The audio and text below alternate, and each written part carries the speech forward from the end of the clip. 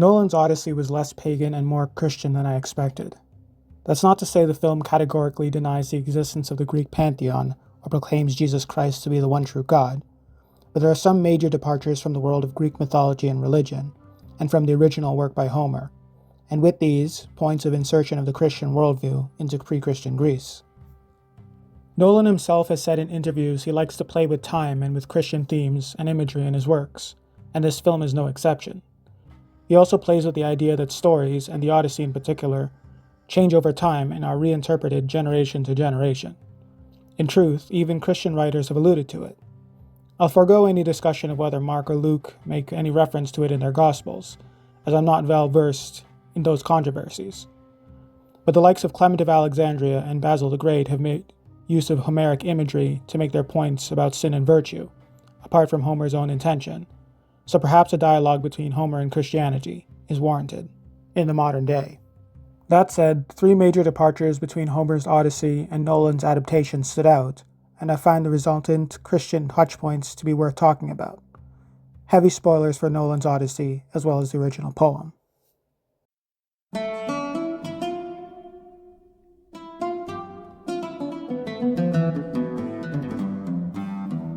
The first main departure is the implication of just war theory, the idea, developed by Christian thinkers such as Ambrose, Augustine, and Aquinas, that war is not a neutral thing and is justified by its adherence to certain moral prerequisites and standards of conduct. For example, a reactive war of self-defense, which seeks to minimize civilian casualties, may be just, while an unprovoked war of expansion, which sacks undefended townships, may not be. Now, it's not that the Greeks had no sense of whether a war could be considered particularly cruel, costly, or unwise, and therefore criticize it, but for the ancient Greeks, war was politics, and moreover the way of the world. You may have heard the following sentiment by Thucydides, writing of the Peloponnesian War. The strong do what they can, while the weak suffer what they must. Though a war may be cruel, costly, or unwise, to the Greeks it was unrighteous not if it disregarded civilians or was waged to satiate a monarch's greed, but because it generally failed to conform to common international values. For example, violating a treaty or desecrating a temple of a common god. War in this film, however, is viewed mainly through a lens dripping with Christian just war theory, more than one steeped in the aforementioned Greek thought. Odysseus and his men, leaving the shores of Troy after conquest, next break from Agamemnon's fleet and raid the Sicons, villagers who do not speak Greek, and it is doubtful whether they hold to Greek customs. Whereas the Homeric poem treats this event as just the way of the world, the strong conquering the weak, the film treats this as a transgression. The men come up with an excuse to say the Sicons were inhospitable and therefore deserving of pillaging, and we see them taunt an old man on his knees. Throughout the film, the threat of the dreaded Sea Peoples looms. As such, a number of attacks occur on assumption and without diplomacy. A child screams, and the Laestrygonians viciously hunt down Odysseus' men. The witch Circe turns her guests into pigs because she believes they would have eventually taken advantage of her. When Telemachus visits Menelaus, a veteran of the Trojan War, his wife Helen, whose affair with, or abduction by, Paris of Troy launched the war, rebukes her husband for treating the war as righteous. From what we know and can reasonably suspect of Helen in the film, the unrighteousness she speaks of seems to relate to the savagery of the Greeks, the human cost of the war, and the disproportionate response of the initial trigger. Agamemnon, Menelaus' brother and her sister's husband, sacrificed his daughter to Artemis to secure victory. Women and children were killed in the dead of night during the sacking of Troy. And 100,000 men fought and died on a beach for 10 years over a prince's honor, and the prince was hardly grateful in the end. There was also the implication in the film that Helen was used as an excuse for Agamemnon's ambition. Defending princely honor and honoring the gods with sacrifice were righteous acts to the great ancient Greeks, and a war waged for personal gain was not an immoral one. The horse was praised as a brilliant tactic, sung in songs, and even though it was presented as a false offering for the Trojans to bring in to give to Athena. The only real transgression was the destruction of Athena's statues, which are glossed over as far as the justice or injustice of the war is concerned. For the film to portray these wars as unrighteous really speaks more to Christian ethics than to Homeric ones.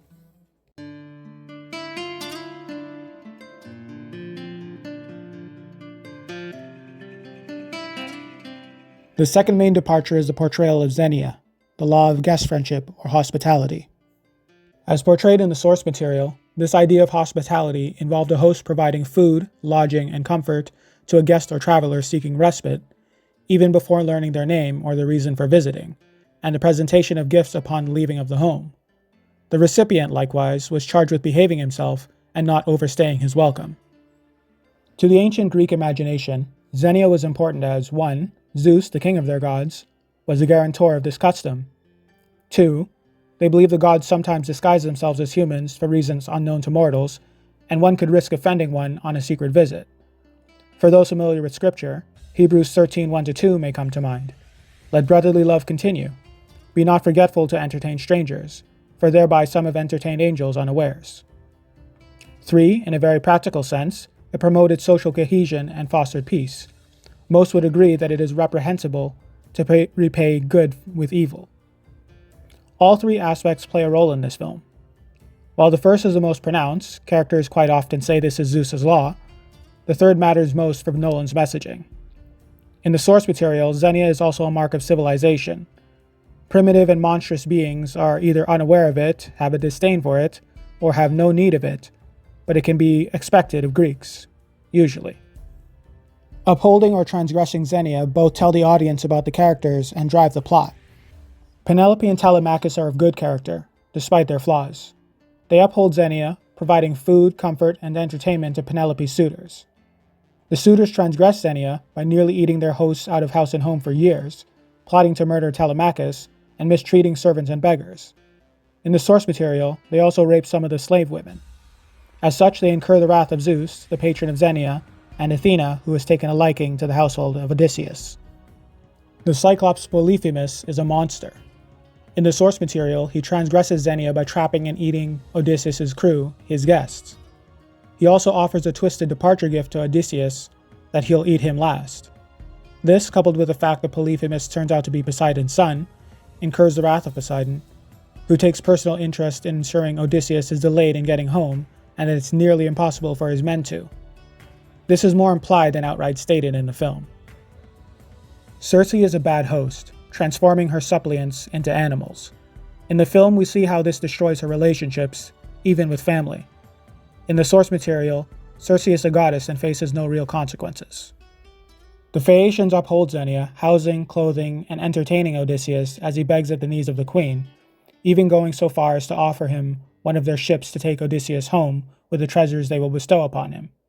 In a twist, they suffer for upholding Xenia, as Poseidon specifically does not want the Phaeacians to use their ships to help travelers, and he drops a mountain on the crew which helps Odysseus. This is sadly absent from the film.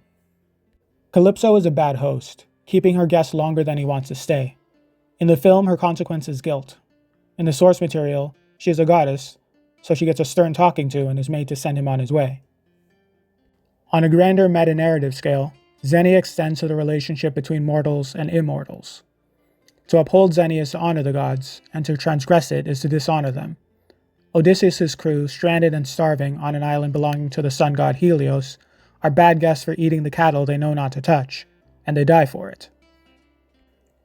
In Nolan's film, he introduces an element mostly foreign to the Greek imagination, and changes Xenia's underpinnings. It's stated, I forget by whom, that Zeus's law is to treat others as one wishes to be treated, the golden rule of Matthew 7:12. For reference, the Odyssey is believed to have had its original composition in the 1300s BC, and to have been compiled by Homer in the 700s BC. A version of the Silver Rule, do not do what you would not want done to you, appears in the works of the Greek philosophers Thales around 600 BC and Isocrates around 400 BC.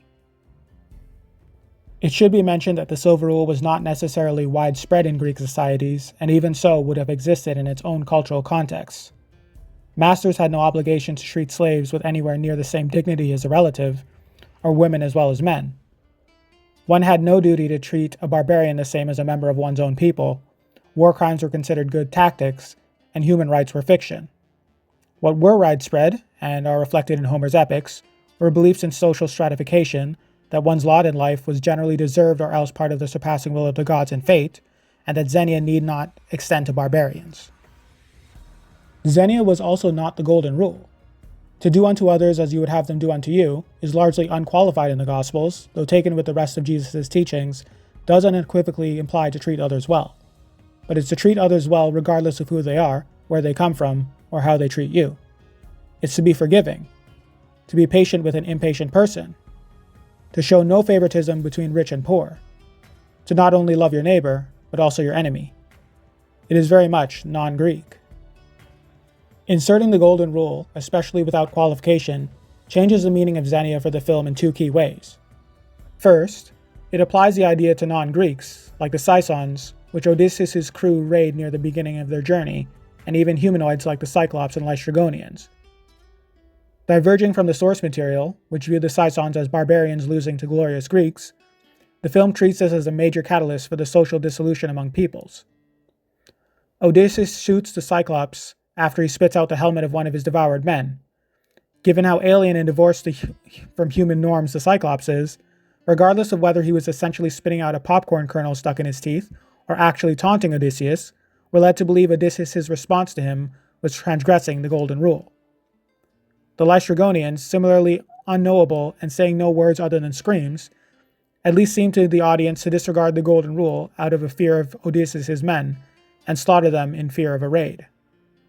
This broader implication implies Zeus's law covered way more than it was ever meant to, and unintentionally makes the world of the Odyssey smaller than it's meant to be.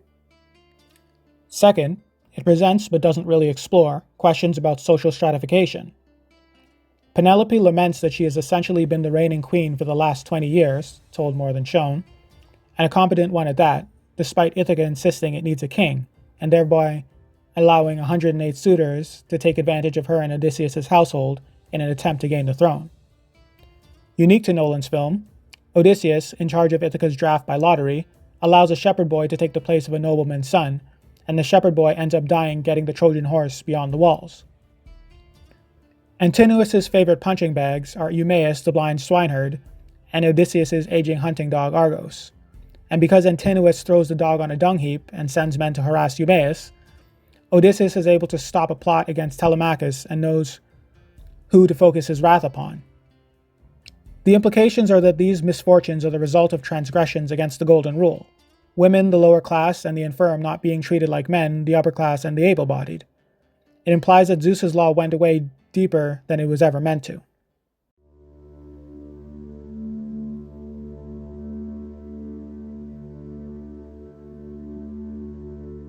The third main departure is the absence of any gods in a concrete sense.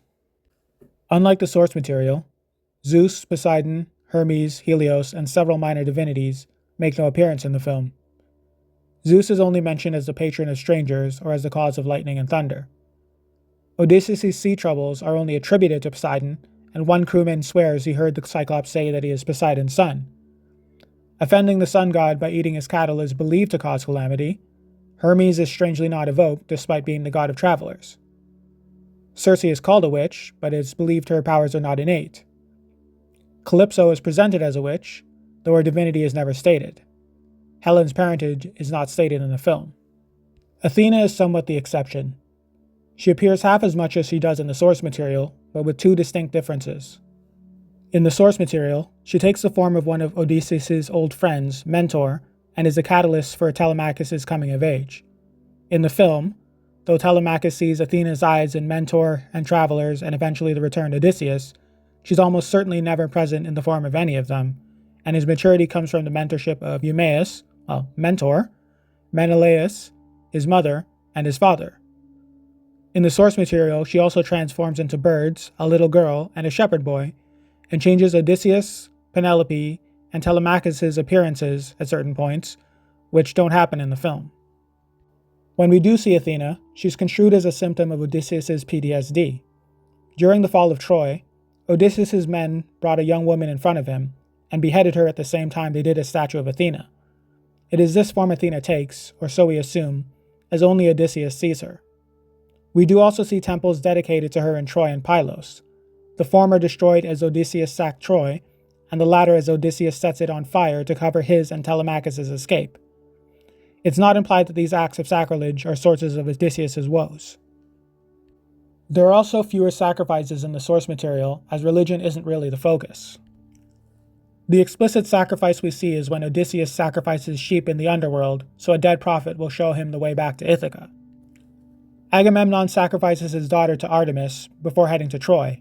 We only see him carrying his daughter away in the film, accompanied by narration, and this is the catalyst for his wife ultimately plotting to and succeeding in killing him. Athena's temple in Pylos sees worshippers, though it's framed as though they are appealing to the gods for protection against bandits and the dreaded sea peoples, rather than mere devotion, given the agitation of the crowd. The hecatombs improperly sacrificed to Zeus and the gods, which kick off Odysseus' misadventures in the Homeric epic. The offerings Odysseus' men give to Helios to hopefully ameliorate his wrath as they slaughter his cattle, and the pigs and goats continually sacrificed in Odysseus' halls by the suitors are absent in this film. As for Odysseus' own piety, his religious arc in the film is more modernist than classic. Odysseus does display some hubris in the original work. He knowingly taunts and tries to defy forces beyond him, to his detriment, most notably taunting the son of Poseidon and arguing with nymphs and Athena. At one point in the film, he says that if the gods have decided his fate, he will defy the gods, which feels a bit too over the top and atheistic for ancient Greece.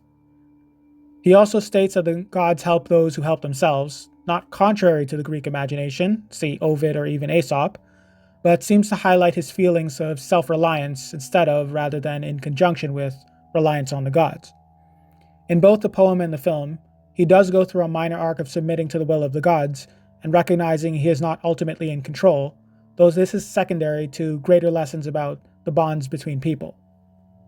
In a drug-addled state, Odysseus asks the vision of Athena he sees why the gods don't communicate clearly. She responds in a way that jives more with a medieval apologist, a psalm, or the Book of Job than a Greek poet. Who doesn't understand thunder, or fire, a child's smile, or a good harvest? Who doesn't understand loss and pain? I will admit, this feels like a timeless line and a succinct answer to a complicated question. In the context of the film, it sheds insight into Odysseus' problems with deity, and one that is actually timeless: assurances. In the Odyssey, prophecy and the ability to read omens are highly valued gifts. Penelope and Telemachus are always on the lookout for people who have heard from the divine about Odysseus, but have been given a lot of false hope. Overall, this presents a much less pious world than the one in Homer's epic, and feels anachronistic, though that may be what Nolan is going for. The ancient Greeks very much believed offenses against the gods, even unintentional ones, could incur divine wrath on the community, so temples and sacrifices were considered vital. An atheist was one who disregarded the gods or who was not devoted to them, which in part explained wariness against Jews and Christians in later times. To not pray to Zeus in his lands was to slight Zeus in his lands, and to potentially incur the wrath of Zeus upon his lands. That is to say, the film feels small a agnostic. If the gods exist, they are scarcely present. If the gods are present, they scarcely make their presence known. If they make their presence known, it's still in riddles for their own amusement. The ancient Greeks in Nolan's Odyssey approach religion like modern civil religion. The gods are optional until you need something, or you need a boogeyman to keep people in line.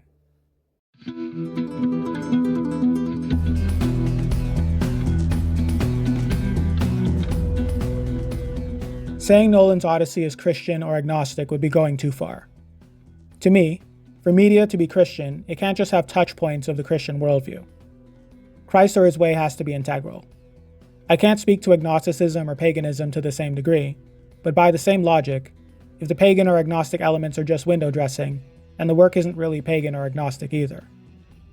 Nolan's Odyssey is Christian-like and pagan-like. It's an interesting, though undeniably modern, take on an ancient story that would have undoubtedly seemed as strange to a pious ancient as to a pious modern. As mentioned, Nolan likes to play with Christian themes and imagery, and apparently ancient Greek ones. He stated that the influence of Christianity on his work is mainly cultural and rhetorical, not devotional. That also seems to be his take on the Mycenaean period. And, though I don't think this is his point, the film plays like a reflection, even an indictment, of the world shaped by Greek philosophy and Christian theology, compressing large swaths of history and thought together in a collective understanding, and a mix of Christian and pagan mores and ethics. Just war theory, but might makes right. Loving your neighbor, but defining one's neighbor narrowly. 3/4 of the world population professing a religion, but only about half considering it important. As negative as I might sound, I do like the film. I found the aforementioned elements distracting, but I have been thinking about the film for almost a week straight, and have enjoyed doing so. Here's hoping Nolan tackles the Epic of Gilgamesh next, so we can compare Ishtar's Eat, Drink, and Be Merry to the teacher's words in his Ecclesiastes next.